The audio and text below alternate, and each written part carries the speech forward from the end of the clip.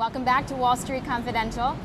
Jim, a lot of people I think are wondering why you aren't buying the financials because they seem so cheap right now. This is the most asked question in the answers column that I happen to love in stockpicker.com that everyone knows I go to periodically during the day. Been a little bit tougher because the market's been so wild.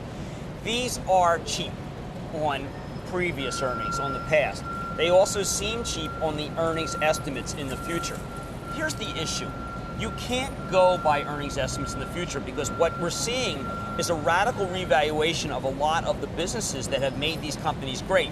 If you're trying to analyze Lehman Brothers, you need to look at how many people they hired in mortgages and how many people they hired in private equity, because those people are going to be doing nothing for a while. You need to look at all the fees that they gather from private equity and all the fees that they got from doing mortgage packaging, because those are going away. So what I'm saying is these stocks may look really cheap. Most of them look like they're at 7 or 8 times earnings, but the earnings estimates are going to come down radically, so maybe they're not that cheap. You have to wait until the downgrades and wait until the earnings estimates cuts before you buy. Now, historically, I've also liked to buy high dividends, particularly when treasuries are running. So why aren't I buying Bank of America? Why aren't I buying Wachovia Bank? And why aren't I buying Washington Mutual?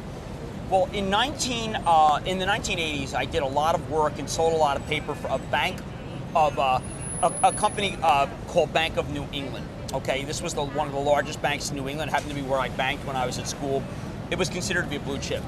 And one night it just disappeared. It just went out because we had tremendous stress on construction loans, tremendous stress on residential loans, and Bank of New England disappeared. I am saying that it's entirely possible that one of the banks I just mentioned could have a run on its liquidity.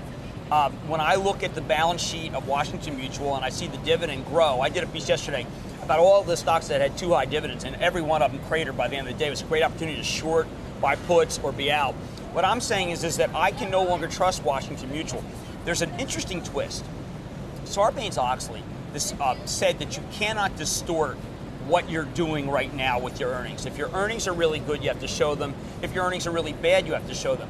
Consequently, Washington Mutual's earnings were really good, so they didn't take any reserves because the reserves would have knocked down their earnings. Under Sarbanes, that would have made it so that you literally were not reflecting what was currently going on.